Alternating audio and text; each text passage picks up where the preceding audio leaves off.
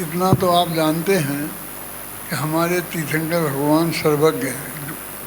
हमारे नहीं, जितने भी धर्म हैं, सब धर्म वाले अपने को जो भगवान को मानते हैं ना, जिनको भी, वे उनको सर्वज्ञ मानते हैं।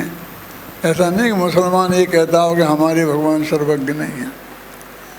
अपने जिनको भगवान मानते हैं उन सबको सर्वज्ञ मानते हैं, और जिनको गुरु मानते हैं उन सबको मर्मज्ञ मानते हैं, है ना।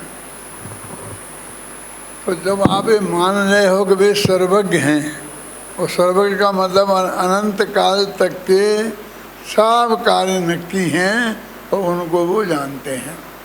देखो, अभी लंबी चौड़ी बातें अपन करने का समय नहीं है, लेकिन अपने ये तो बहुत स्पष्ट है कि आदिनाथ भगवान से किसी ने पूछा कि आप तीर्थंकर हो, आप जैसा कोई तीर्थंकर और दूसरा जीव इस सभा में है क्या? ऐसा प्रश्न हुआ, समझ लीजिए, उनके सामने। तो उनने कहा कि ये जो मारीच है ना, भरत तुम्हारा बेटा,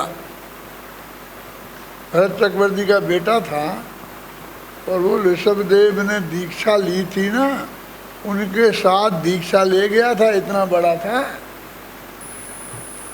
जब ऋषभदेव ने दीक्षा ली थी तब भरत चक्रवर्ती का बेटा भी उनके साथ दीक्षित हो गया था। ये जो मारीच है, जो तुम्हारा बेटा है, ये 24वां तीर्थंकर होगा, और इसकी माँ का नाम त्रिशला और पिता का नाम सिद्धार्थ होगा। अब ये तो बहुत मोटी बात है, चाहे दिगंबर हो, चाहे श्वेतांबर हो, चाहे कोई अपने जैनी में हो, सब मानते हैं कि ये बात आदिनाथ ने बताई थी, और ये मालूम था कि भगवान महावीर का जीव ये ऐसा। अब इन दोनों में काल का कितना अंतर है ये देखो।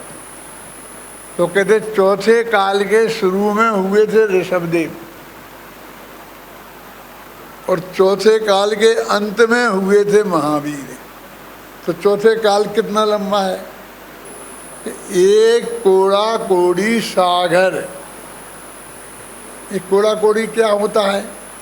करोड़ का करोड़ में गुणा करो, जो गुणन फल आए उसे कोड़ा कोड़ी बोलते हैं।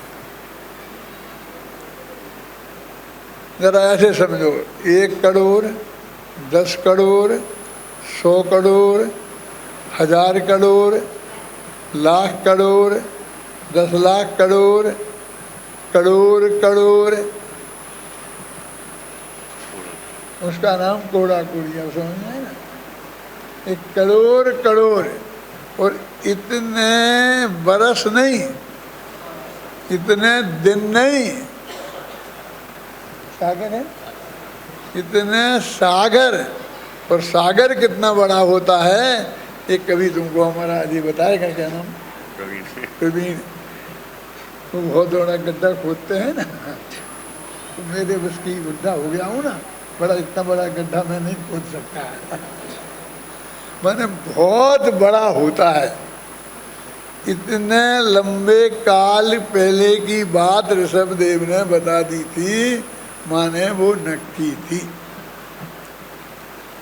तो जब वो बात नक्की थी, वो बदल नहीं सकती थी, तो हर एक का नहीं बता, उन्हीं की बात थोड़ी नक्की है, सभी की नक्की है। ये जो सब बिल्कुल सुनिश्चित है और नक्की है, ये सब ने जाना था उनने, और उस सहज भाव से उस सिद्धांत को स्वीकार करके, और जो जीवन में सरलता आती है उसका नाम सहजता है। क्या सहजता है? इसका नहीं था जो कुछ के जो हो रहा है, गुस्सा आ रहा तो वो सहज है, वो सहज है। तो क्या करें, हम गुस्से को नहीं रोकें? नहीं, तुम तो रोको, रोक सकते हो, हैं? तुम रोक सकते हो ना, तो रोकना चाहिए, रोकना तो चाहिए। तो फिर रोकना चाहिए और तुम रोक सकते हो, तो आज तक रोका क्यों नहीं? ये बताओ मुझे।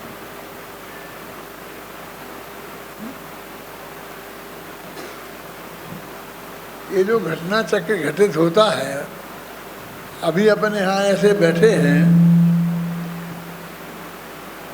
और भगवान महावीर से 2500 वर्ष पहले हुए ना, उनसे ये पूछते कि आज के दिन इस देवलाली में, इस हॉल में क्या होगा, कौन सा प्रश्न होगा और उसका उत्तर क्या होगा, कौन देगा? तो महावीर बता सकते थे कि नहीं, मैं आपसे जानता हूँ। मैं ये आपसे पूछना चाहता हूँ कि आपका दिल क्या कहता है, दिमाग की बात नहीं कहता।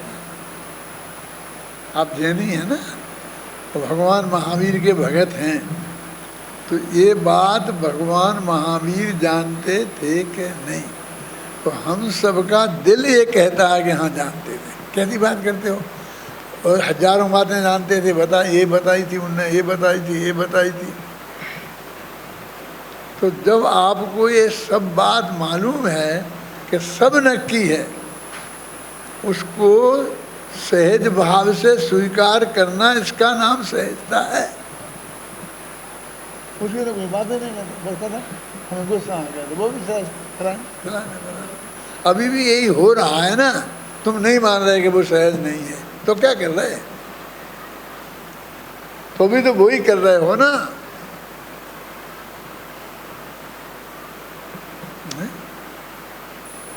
इसलिए कोई भी महान सिद्धांत को ऐसा हल्के रूप में लेकर और उससे हंसी मजाक उड़ाकर, तो हम उस सिद्धांत को समझने के लिए अनंत काल तक वंचित हो गए, ये समझ लो। और ये 3 महाभाग्य से हमारे हाथ लगी है पूज्य गुरुदेव के प्रताप से। यदि गुरुदेव का सत्समागम नहीं मिलता तो ये चीज़ हमारे हाथ नहीं लगती। और उसको हम ऐसी कह के कि सहजता के नाम पर स्वच्छंदता होगी, और हम ये डर के और उससे इनकार कर दें, ये अच्छी बात नहीं है। मैं आप सबसे पूछता हूँ, यहाँ पर हम सब इतने लोग बैठे हैं ना, इसमें एक आदमी बता सकते हैं कि जिसको सहजता का सबसे ज़्यादा पक्का विश्वास हो? घबराना नहीं, मुझे है, ये तो आप मानते हैं कि नहीं कि मैंने चलाई है ये बात, मैं इस बात को चला रहा हूँ। ये लोग कहते हैं तो मैंने कहा है इसलिए कहते हैं, सही है ना? फिर मैं कितना भ्रष्ट हुआ दिखता हूँ आपको। वे जो खराबियाँ हैं जिनका डर आपको लगता है, वो मेरे में कितनी खराब दिख रही हैं। तो ये जैसी ये मानेंगे तो सब भ्रष्ट हो जाएंगे, देखो कहाँ हुआ, एक भी तो भ्रष्ट नहीं हुआ।